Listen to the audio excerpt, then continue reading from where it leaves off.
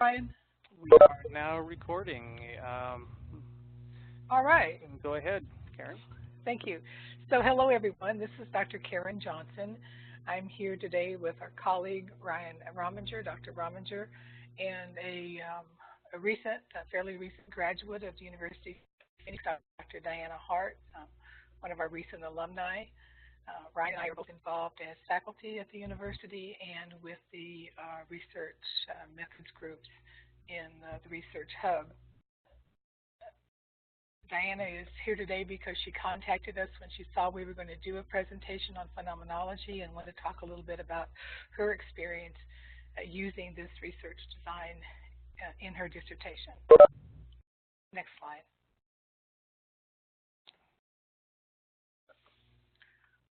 Brian, are you changing slides? Yes, I did. It should say agenda.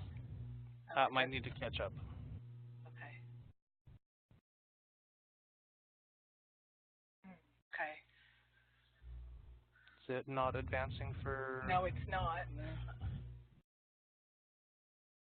But I'll go ahead and talk about the agenda while you figure it out since we're already a little behind schedule. I know everybody's very busy and we want to be respectful of your time. On the agenda today, we want to talk about phenomenology a little bit as a philosophy, but mostly as a research design. We're going to talk about the phenomenological research method and probably refer to it as PRM quite a bit, so that's what we mean when we say that. We're going to talk about this research design based on the context or in the context of some specific thought leaders, and we'll share those with you. We're going to talk about the ontology of two types of phenomenology, and the three of us just kind of through some various conversations agreed upon these two groupings of PRM designs. You'll read and hear other people talk about the different types, but this is such a large topic, we felt like for this short 1-hour webinar that we needed to have some framework, and this is what we've chosen. So sort of as one group, we're talking about transcendental / classical / descriptive embedded in Husserl's work, and hermeneutical / interpretive based on Heidegger's work. And again, we recognize that there are people who group the PRMs differently. This is how we're looking at it today. We hope to give you some examples of problem and purpose statements, research questions, and interview questions that give you some specific information that help as you're doing your own research or guiding students as they're doing theirs. We'll talk about some differences between PRM and other research designs. And Diana wanted us to talk a little bit about using phenomenology with other cultures.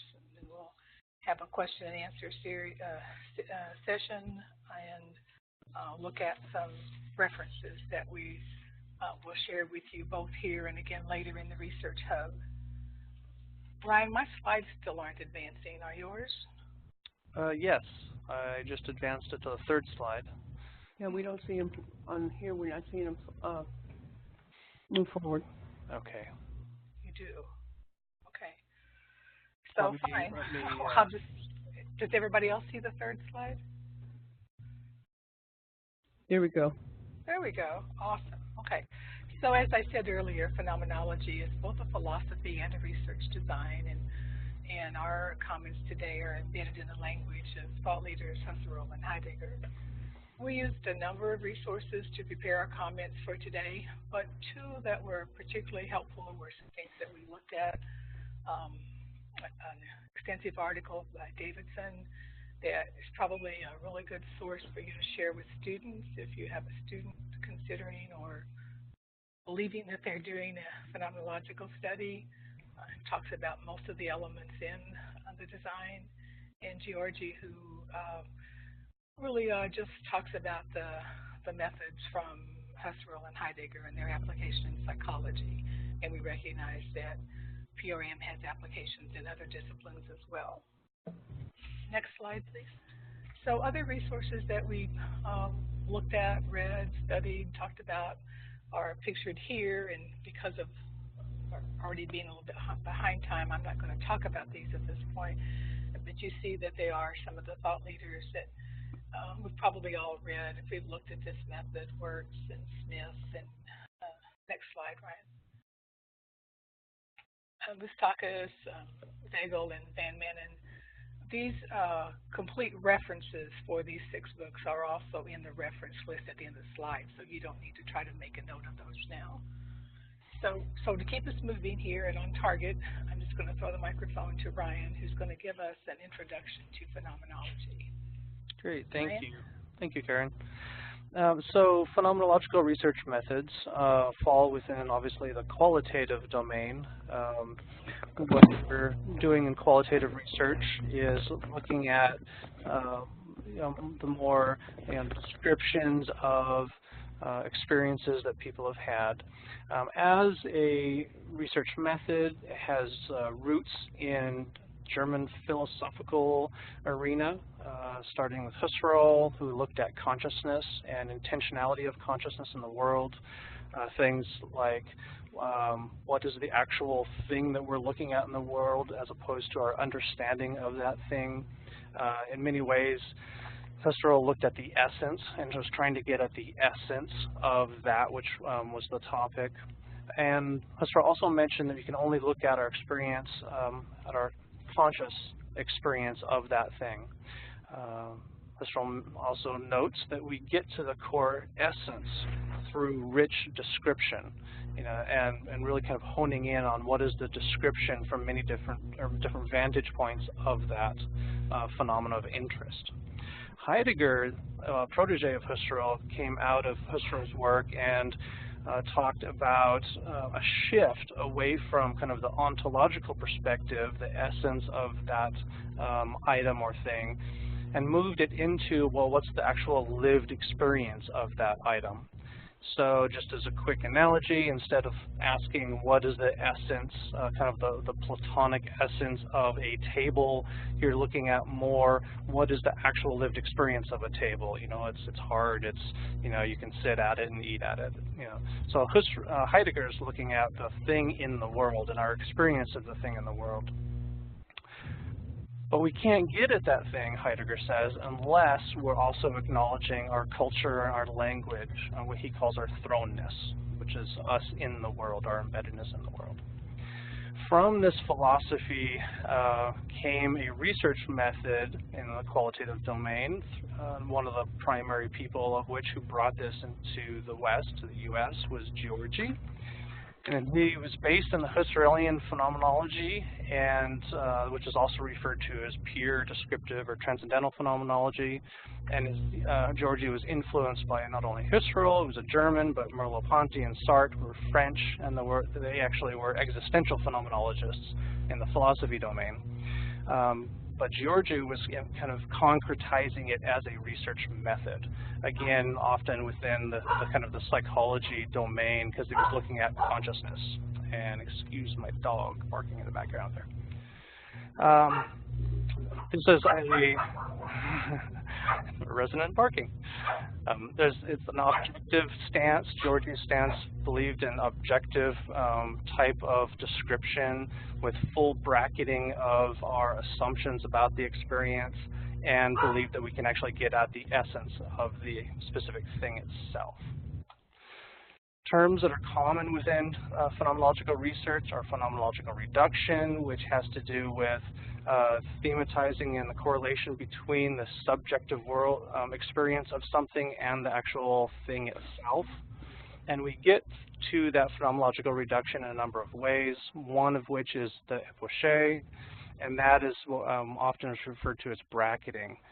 This is an area of a lot of debate within phenomenological research methods, is how does one exactly bracket.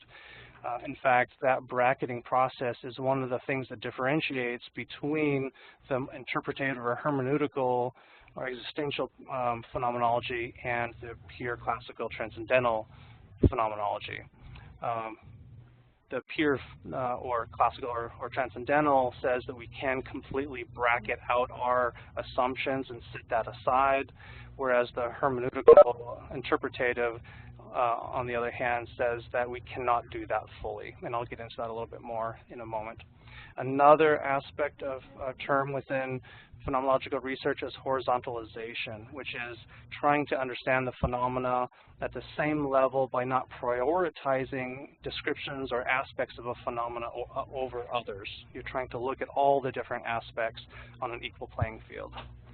Eidetic variation has to do with attempting to imagine the object in many different ways. So not only with how your participant is describing it, but what are the variety of ways that you can imagine it being described. And then synthesizing, which Van Manen talks about, is bringing all those descriptions and all those conclusions together at the end to have some sort of understanding of what it is you're studying. So moving into hermeneutical phenomenological research methods is also called interpretative by Smith et al., or referred to as existential phenomenological analysis. The German word Dasein means being there or there being, and really focuses on humans in the world, how they understand themselves in the world. And often the focus is on the structure of understanding itself. So this is the shift from ontology to epistemology. How do we know what we know? Right? It's inherently an interpretive process because the event, the reality is not directly experienced, or rather communicated about directly, because it's always covered or disguised by our lenses, which have to do with interpretation of that experience. So all description involves interpretation, that thrownness I was talking about that's influenced by culture, language, and time. And Heidegger says that there would not be pure objectivity or towards that particular event or experience. Thus, the interpretive process itself is part of the focus. We're looking at our lenses, how our lenses influence how we're describing the experience, how our participants' lenses are influencing how they describe the experience. And that really breaks down that bracketing in a different way. It becomes a cyclical process and a self-reflexive process as well. You're trying to understand your own lenses as well as the participants' lenses and how their own thrownness affects their description of the experience itself.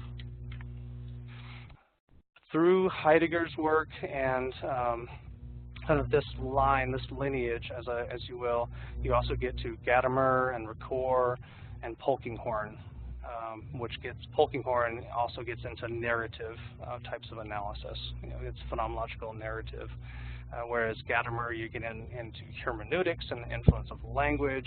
Ricoeur, you're getting into language and linguistic phenomena, textual and linguistic analysis. So just some pointers there for students, depending on what their orientation is to what they're wanting to look at. So some topics within the more interpretative branch of phenomenology. Note that these capture not the essence. It's not about others' experiences, it's about the experience of your participants. So if you have participants talking about other people's experiences, you're not actually doing phenomenology. You're asking participants about their experiences. So some examples are, a nurse's experience of helping elderly persons who are dying, a teacher's experience of discrimination within public schools, or a leader's experience of deciding what type of leader to be in an organization, that decision point, how am I going to be in this organization. Notice again that the focus is on the person and that experience, not some system or some dynamic process. It's about that person and their experience. So moving from topic to problem statement, using the same three examples. The first is the problem statement is a lack of in-depth understanding of how a nurse copes with emotions while dealing with functional aspects of monitoring and helping with the death of an elderly person. Or the lack of specific description of experiences of teachers who have been discriminated against by administrators in public schools. Or a lack of understanding regarding the meaning-making process of a leader who assumes a temporary leadership role and who must decide what type of leader to be within the organization. Moving from problem statement to the purpose. So the purpose of the interpretative or hermeneutical phenomenological research method study would be the purpose is to understand how a nurse is working with an elderly patient who is dying, deals with their emotions while focusing on necessary tasks. Where the purpose of this HP study is to gather descriptions of instances of discrimination toward teachers within public schools in order to further understand the impact they have on teachers who experience them.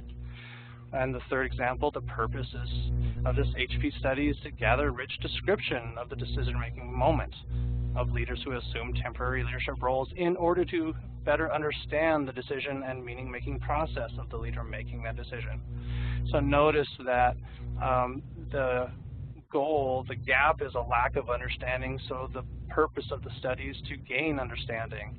If the gap is there's no descriptions of something, the goal, the purpose of the study is to gather those descriptions and find out how they impact those individuals, etc.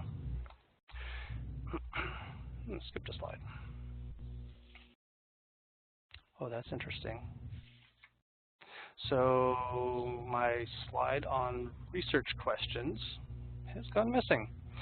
So the research questions that would arise out of the purpose statement, I'll just fill in since the slide's not there. So the research question on that first one is, what is the experience for a nurse who is working with elderly patients? And if that makes sense. So your research question arises out of your purpose statement. So if the purpose of for using the second example, the purpose of the HP study is to gather descriptions. So the research question is, what is it like for someone who is assuming a leadership role, a temporary leadership role? Or what is it like for someone who has experienced discrimination within public schools? You're looking for that rich description in your focused research question.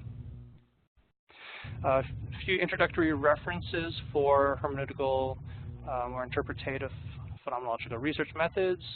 Davidson, Smith et al., interpretative phenomenological analysis. A lot of people get confused with interpretive versus interpretative. The interpretative phenomenological analysis is specific to this group, Smith et al.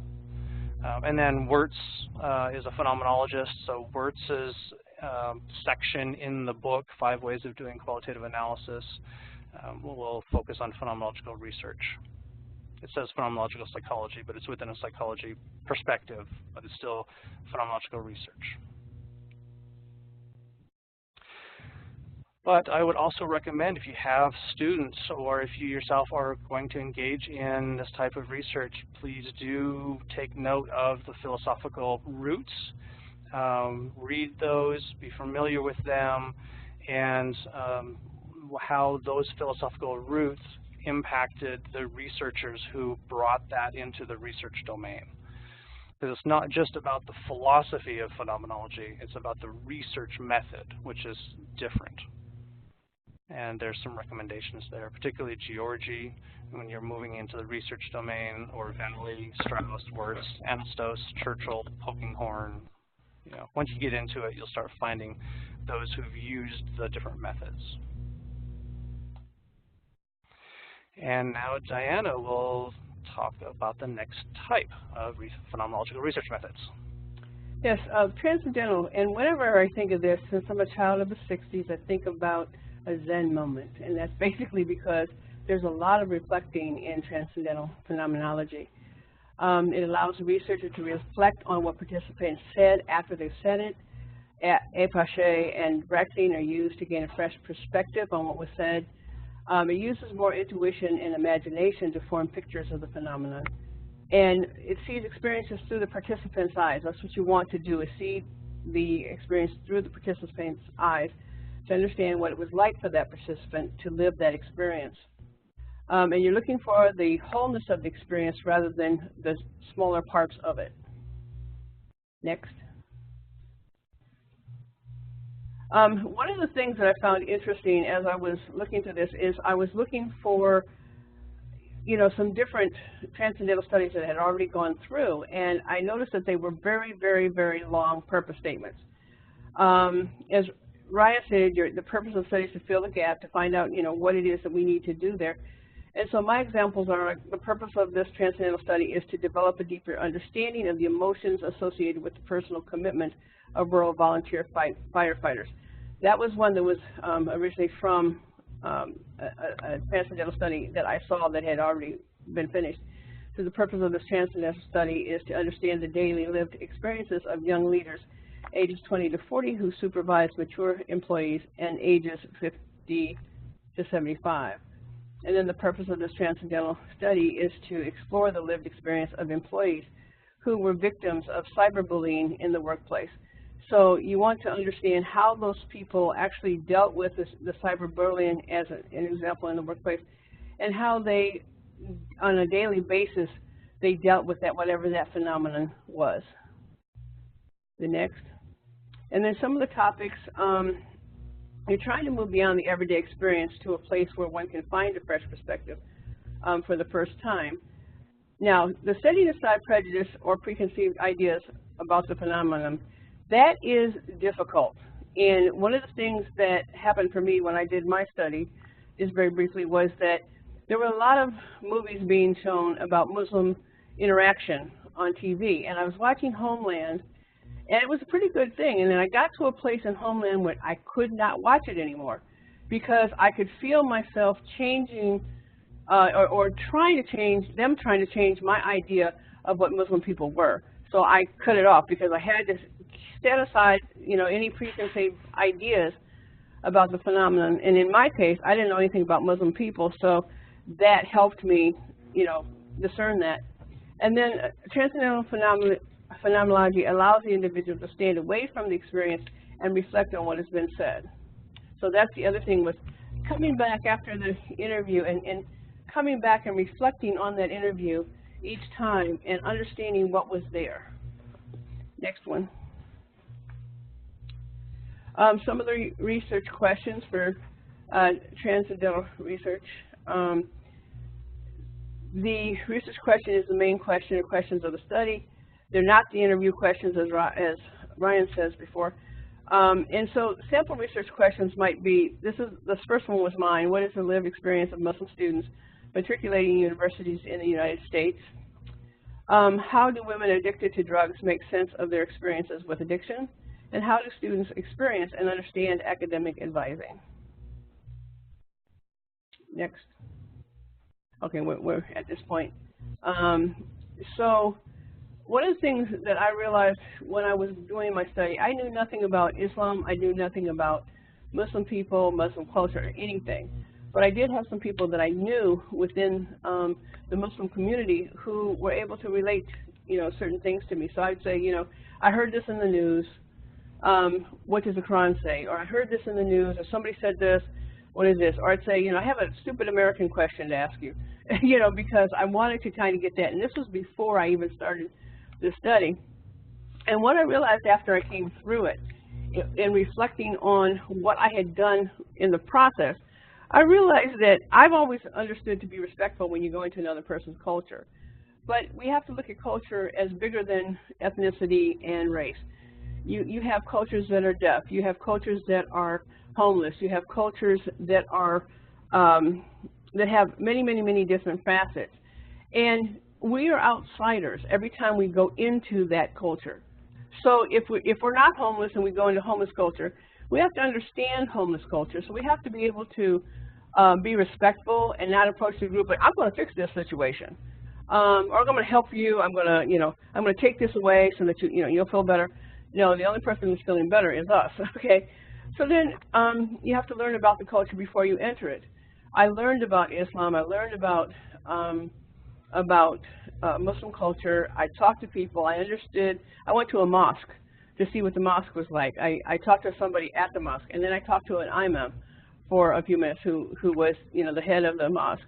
And so I wanted to understand as much as I could understand as I walked into this group. And I even asked some of the students that I had been working with prior to, I said, do you think this is a good topic for me? Because, no American really has done this topic before, and no American has really been a part of just doing this on their own. And they told me yes. They said, you're respectful, you understand our culture, so, you're okay. I'll say, and then number 3, letting go of bias, because we all have bias against whatever culture it is. And we have to step away from that bias and really understand what the people have to say to us. Developing trust in that first interview, letting people know why you want to do it. I had to tell each and every person that I had worked with students before, and that I had some knowledge of Islam, that I even learned about 5 seconds of Arabic, because it's a really hard language to understand. But those were things that I used to build a rapport with them. So you have to just develop the trust, especially when the group is not a culture that is yours. Also, realize that you might be looked at with suspicion or scrutiny at first. And don't be offended by that, because a lot of the students that I talked with, before they'd even talked to me, there were questions that they asked me, and then they realized, okay, I'm a good American, I'm an okay American. I'm not going to send their names or anything to the media. I'm not going to make any more problems for them. And they needed to understand that from me before we could even begin. And then the last step is being flexible using the rules of research. Rules of research are set by the dominant culture, but they don't always fit every group. And that was something that I realized afterwards, because there were some students that I didn't work with, I didn't use in my study, because they didn't want to sign anything, they didn't want their voice on tape, all of that stuff. But I felt like they had some rich things to say, but I couldn't use them because of that. So I think we have to understand that when we're going into a culture that's not our own, we also have to be flexible in the research process. And I think that was it.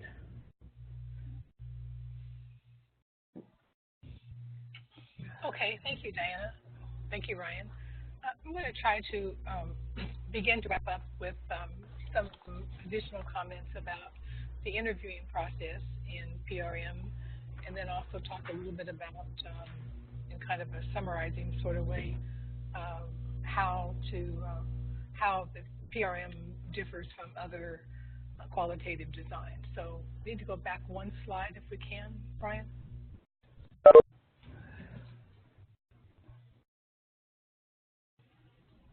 Right, that's the right, oops, one forward, there we go. So phenomenology, typically in the interviewing process, we have multiple interviews of the participants rather than a larger number of participants. Yes. We just got to note that your voice is a little faint. Is it possible to maybe speak a little louder? I'll move my microphone around and see if that helps. Thank you. Sounds better. Okay, great. So as I was saying, in phenomenology, the interviewing process is usually that of interviewing a small number of people 2 or more times, and rather than trying to interview a larger number of people only once. So, for example, because I have some personal interest in knowing more about Parkinson's disease, I've been thinking about a study that I might do and thought about some questions that I might use if I were to conduct a phenomenological study of the lived experiences of members of a local Parkinson's support group. So using the typical PRM method, I would likely only have 2 or maybe 3 or maybe 4 initial questions. But for this example, I'm only going to use 2. So if the first initial question is, what is it like living with Parkinson's disease? And I ask that person of an interviewee, of a participant, I might likely get an answer to say, well, it's different every day. So if I just stop there and go to the next person and say, what's it like living with Parkinson's disease, I might get a similar answer or I might not. But I would never, if I just kept moving from participant to participant with just that initial question, or asking the second question, what changes do you experience as your Parkinson's progresses, I would never get any of the rich, deep data that we need in a PRM study. So instead of looking for this larger group of people to interview, we could use a very small number. I see several of the experts write about using as few as 3, maybe up to as many as 8, but even 8 might be quite a few if you're really interviewing the same person over and over and getting more data from that same person. Next slide, please. So for each response that the interviewee gives, we should be asking probing questions about that response. So if we use my example of what's it like living with Parkinson's, and the person said it's different every day, I might simply ask something like, can you tell me more about that? How is it different every day? And then based on what they said, we would ask more probing questions, and those questions could be directional or non-directional. We might simply ask another non-directional question is, what is an example of how that happened? Or a directional question that says, well, you mentioned that, and maybe one of the things the person said is some days the medication wears off sooner than others. That if we use something that's specific, that would be a directional probing question, and we would use that and say, how do you feel when it happens? Because we're trying to get to what the person's feelings and how they have internalized the experience. So that's how we get some of the richer, deeper data. Additionally, both researcher and the participants can benefit from time to reflect on previous questions and answers. And then having follow-up interviews to ask additional probing questions. So you might record the first interview and go back and listen to that, make notes, maybe keep a field journal. Think more about what the person said. Think about how you asked that question. Ask yourself, would I gotten a different answer if I'd asked the question differently? Really reflect on how you asked those questions in the interview. And then when you go back to the interviewee for the next interview, then you can actually say, you know, in our first meeting, you mentioned XYZ and gave me an example of that. Can you give me additional examples of how or why that happened, and how do you feel when it happens? How do you make meaning of that when that happens? So you have to keep asking those deep, probing, prompting questions. And as I said, those can either be directive or they can be non-directive, like your initial question that really is kind of wide open and gives the person the chance to talk. But if you're really trying to get to the essence of that person's experience, you might have to interview the same person 2 or 3 or 4 times until you have the data that you need to analyze so that you can answer your research question. I have on this slide a link to a video. When this is posted, when these slides are posted in the hub, there should be a live link, and I'll also just post it as a link there on the Phenomenology page. But this is a link to a video that talks about how to ask probing questions, how to use prompts. The speaker even talks about prompt floats, how you just kind of, or floating prompts. I just kind of float a prompt out there to see how the person's going to respond. If it doesn't work, then you try something differently until you really get to the heart of the question you're trying to get an answer to. This is a video. I think this is actually a pretty good resource to share with us and with students. It's a part of a free online course from the University of Amsterdam, and in this particular course is qualitative research methods. So there's some really good interviewing information there if anybody wants to follow up on that. Next slide, please. Could I add just one more real quick, Karen? Could I just add one more resource? Herb Seidman has one. He's not a phenomenologist, but he's a generalist, and he talks about interviewing. And his section on phenomenological interviews was very good. I even called him to ask him why he did that, and he talks about the reason to do the 3 interviews in a phenomenological study. So I just wanted to add that. Go ahead. Okay, another great resource. Thanks, Diana. So kind of to summarize by talking a little bit about what are some differences between PRM and other qualitative designs. This is a real high-level summary here, I realize that, but in the essence of time. One of the things we've already mentioned briefly is that um, in PRM studies, we do multiple interviews of the same participant. That's different from, say, a case study design where we use multiple sources of data. So that's one distinction you might make for your students between PRM and case studies, or that they might find in the literature, hopefully. Some of those sources of data in qualitative designs can be interviews, focus groups, documentation, direct observation, participant observation, and physical artifacts. But we typically don't use those things in a phenomenological study because we're only usually using the face-to-face interviews with a person who experienced the phenomena. That's the primary data collection method. We do see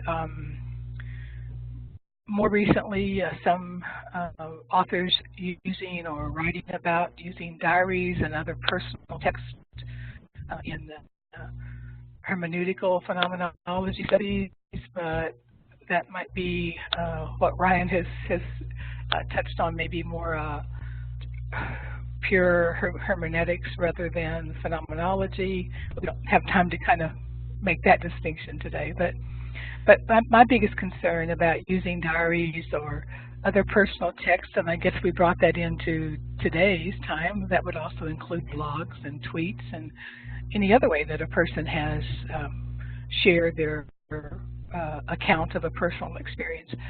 But I would be concerned about that because that really restricts the researcher's ability to follow up with probing questions. So I think if we're considering using those as sources, we probably still want to do that with people that we could somehow interview along with that data source.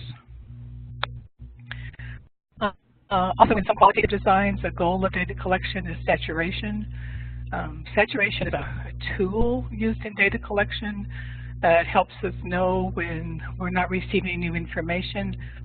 But that, to me, and some things that we've been reading and talking about in our group, is that saturation gets more to breadth of information and not the depth.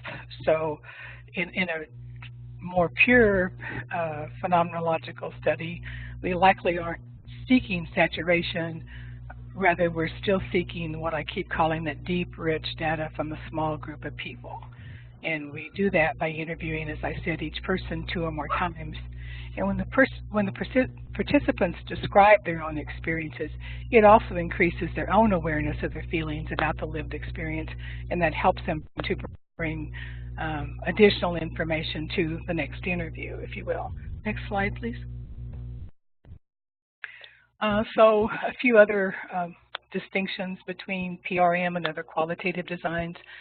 Narrative inquiry, I believe, is probably the closest method to PRM and qualitative approach, but it's different in that the people in a narrative inquiry are more just telling their story as opposed to trying to make meaning of it and get to their total lived experience. And that story might even involve what they've witnessed in some cases as opposed to what they have experienced. A distinction between the Delphi study and PRM is that in a Delphi study, the participants are vetted heavily and are determined to be experts on phenomena of interest, where in PRM, we're only requiring that the person had the lived experience. There's no level of expertise to be measured, just experience. And I think we've already mentioned this in case studies. One works with a bounded system and collects all 3 types of artifacts, at least 3 types of artifacts, or set of data, where in PRM we're working with a very specific experience. If we kind of move to pure hermeneutics, which some people, some authors, some writers don't consider phenomenology when you get to the pure hermeneutics, then some of the things look a little differently. There might be more participants. You might use textual analysis of the transcripts, and and in that case, the data could be purely text-based. But that's pretty far away from what we generally consider when we're thinking about the more typical approaches that our students are going to use in their dissertation. Next slide, please.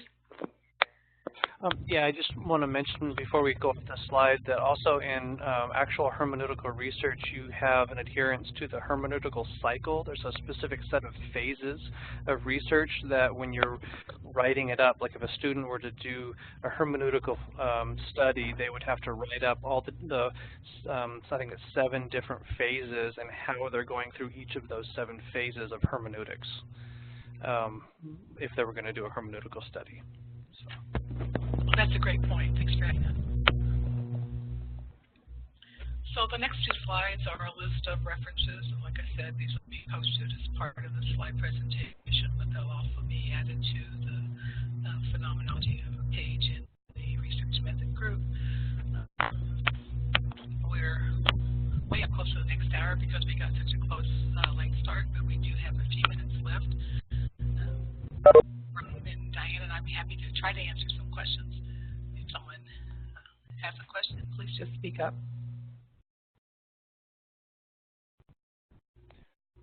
Any questions for us presenters? Feel free to unmute, or you can use the chat function, and I can ask the question to the group. This is Mimi Stout. Amy. For narrative inquiry, what's the sample size that you might use? What's the range? In my experience, I've led several dissertations with narrative, and you can be 12 to 16 to 20, usually not more than, or not less than 8. You really want to get that 12 to 16 at least. I just saw a slide. I was wondering if it could be less. Often it's not, in my experience, but Karen and Diana? I would agree that that's probably a typical range. Again, it would depend on the study, the topic.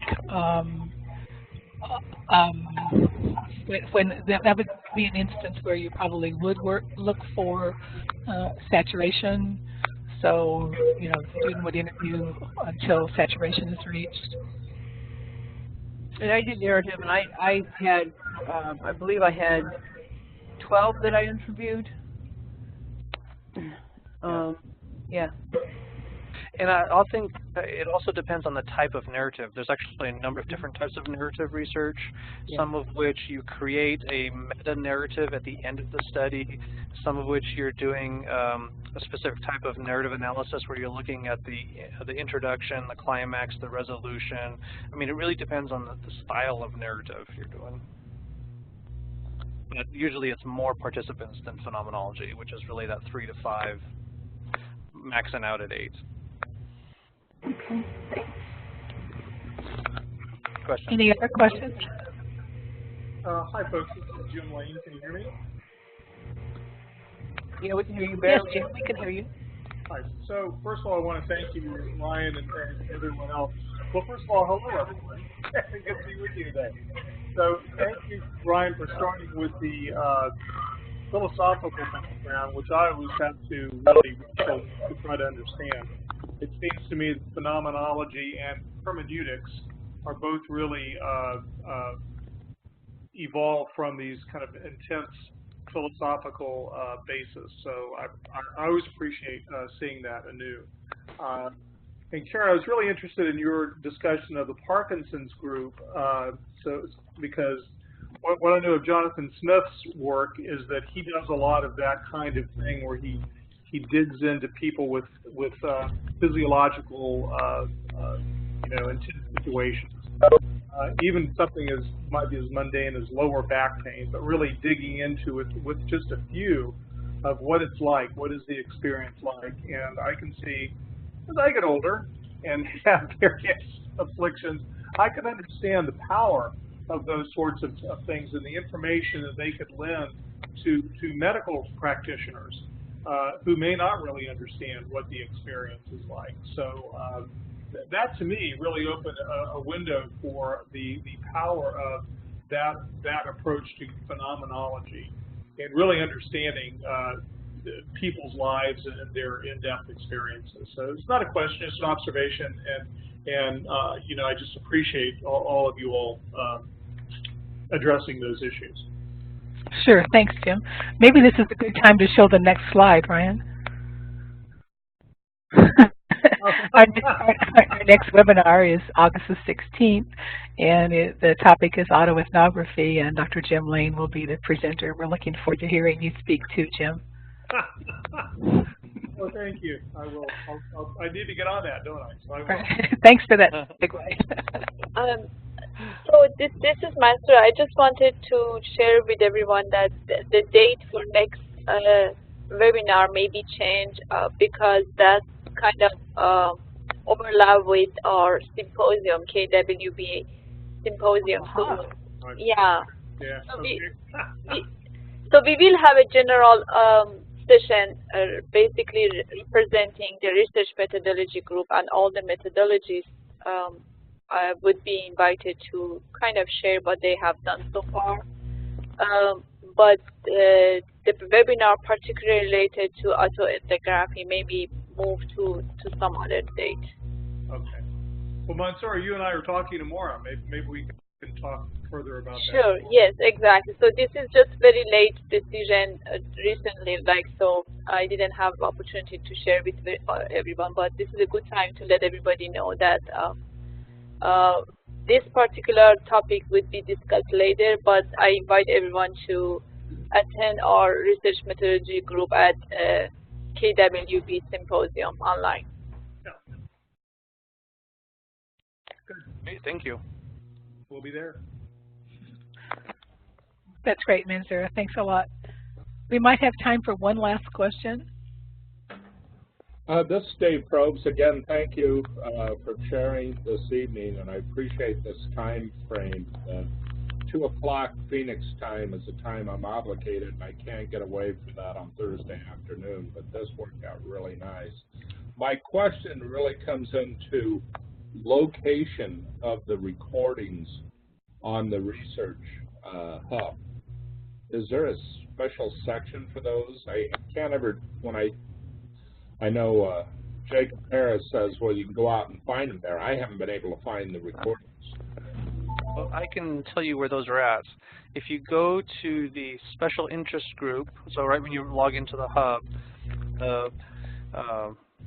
you can find along the top, you click to access, you know, all the different centers, research centers, but there's another link where you can, you know, the drop downs, you can select a special interest group, and then there you'll have a list of all the special interest groups. Click on the research methodology special interest group, and once that page comes up, you'll see a list on the left-hand side of different things, including all the different types of research methods that we have covered. But the first 3 are your important ones, which are, you know, when the webinars are and the calendar of events. One of those, the one that has all the different webinars, if you click on that, I believe it's the second link, that takes you to a list of all the webinars with their respective links to download or watch the videos. And we also put up the PowerPoint there too, so you can click on that.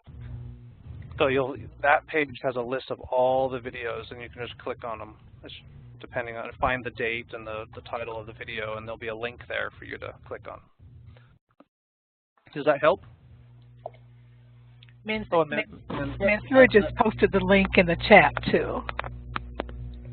I just went there to the site, and I'm under the special interest groups directory. And then do I search for it, or do I look under, I guess I'm not seeing the group you're talking about. Oh, the research methodology group, is that the one? Yes. So I'm sharing my screen. Can you see my screen now that I just brought up? Yes. So this is the research methodology group. See that right here. So under the second link, Research Method Webinars, click on that. And these are all the different webinars. And these links take you to the recordings. See, session recording is here. Mark. I found it. Excellent. Now I know. Awesome.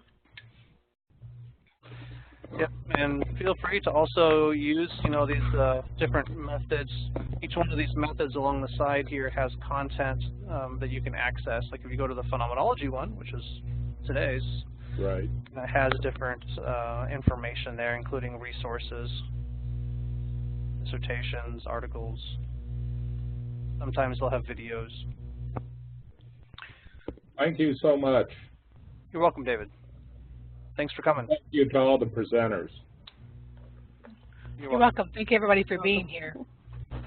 Thank you, everyone. Thank you, Karen, Ryan, and Diana. Great presentation. Thank you. Have a good night, everybody. Thank you. Bye. Bye.